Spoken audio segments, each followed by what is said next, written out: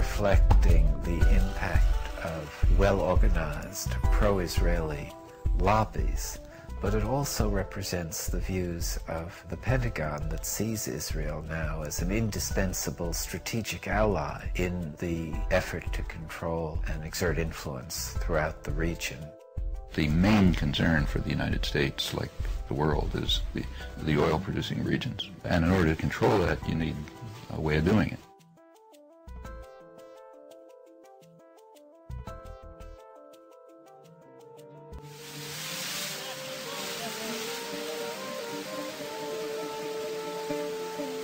Desperate for a peace that would finally end occupation, Palestinians again came to the negotiating table in 2000. People think, look, Israel was very forthcoming. It offered 95% of the West Bank, of the occupied territories to the Palestinians, and they rejected it in violence. The assumption of that 95% argument is that getting 95% of the land gives you 95% sovereignty, a sovereign country. But I think it's very useful to think in terms of a prison. If you look at a blueprint of a prison, it looks like the prisoners own the place. And the prisoners have 95% of the area. They've got the living areas, they have the exercise yard, they have the cafeteria, they've got the work areas. All the prison authorities have is 5%, is the control.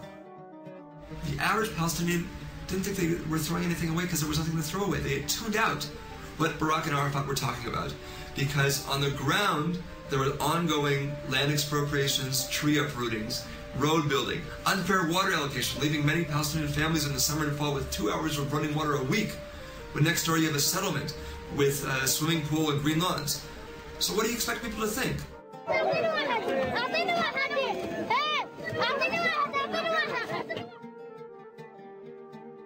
And it was that pressure, that sense of being squeezed, that finally exploded in September of 2000 in what became the Second Intifada.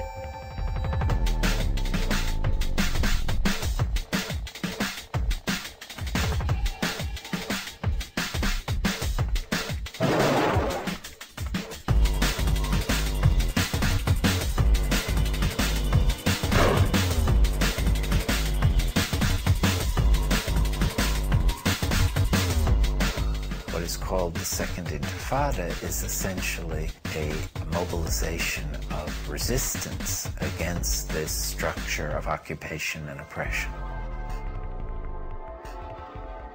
Israel, from the very beginning of these demonstrations, had indeed relied on excessive force. They had used live ammunition against unarmed demonstrators, had inflicted several deaths, and hundreds of casualties in the opening days of the Intifada.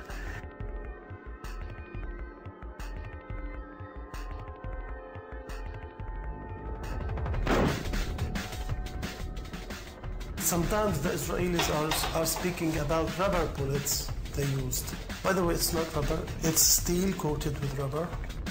This bullet, it killed many of the kids who are demonstrating, sometimes while they are throwing stones. As this case, I'll show you what happened. He is a 14 years old from Khan Younis. He was shot with a one like this and it entered here, and he died. A lot of the deaths have been children, and we do have some documentary evidence that security forces are firing on crowds of children. The soldiers weren't at risk. They're heavily armored, they have all this high-powered weaponry, and no child with a stone is going to be a risk to them.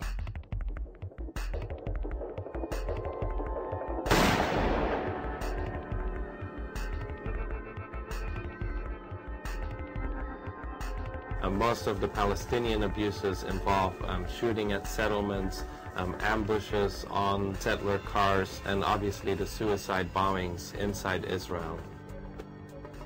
There are some risks to Israeli life. Many Israelis have been killed.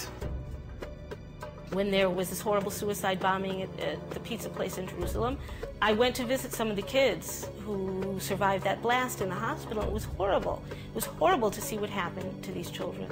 You see the blood, you see the agony of the family. This is what the world sees. But one cannot take it out of the general context. And the context is of an Israeli occupation which is, it seems not to be so brutal, but it's very brutal. It really makes people's lives unbearable.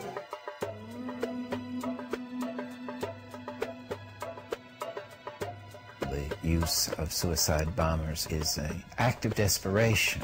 It's the weapons of the weak. Israel doesn't do it, never, because it has airplanes and helicopters. Why should they send anybody to make suicide? I think we have to change our conception of what Israel is. Israel likes to present itself as this little country surrounded by a sea of hostile Arabs, and we just want peace, and they're violent. Israel is the 5th largest nuclear power in the world. It's got between 200 and 300 nuclear warheads. So the reality is that Israel is a regional superpower.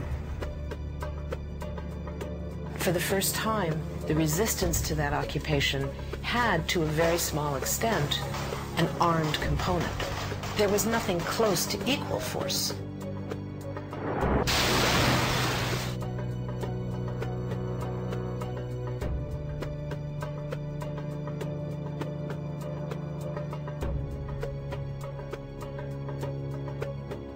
At every stage, they had used grossly excessive force against a completely defenseless civilian population. The victims have been overwhelmingly Palestinian civilians, overwhelmingly, not armed groups or armed individuals.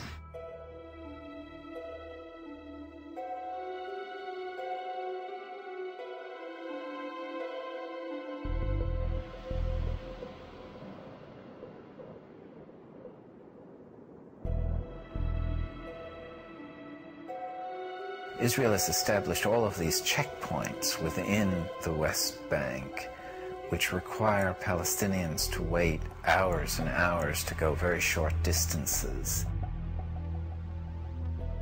Just the freedom of movement, it's something that Palestinians are denied on a daily basis. The access to Jerusalem, the access to health care, the access to hospitals, clinics, and schools. We're talking about 3 million people who's had their freedom of movement totally stopped. It's a violation of international law, that the right to freedom of movement is a fundamental right in the Declaration of Human Rights. What you have is young Israeli conscripts who look bored. These guys are sitting out there and they're watching thousands of Palestinians go by. They have carte blanche to pull anyone over and harass them for whatever reason. They can detain them for hours, and it's a dangerous situation. The main population that are being affected by Israeli policies is the civilian population. Those population who is not being involved in any attacks against Israelis, civilians or the army. During this time of closure, unfortunately, there have been lots of bombings, lots of attacks.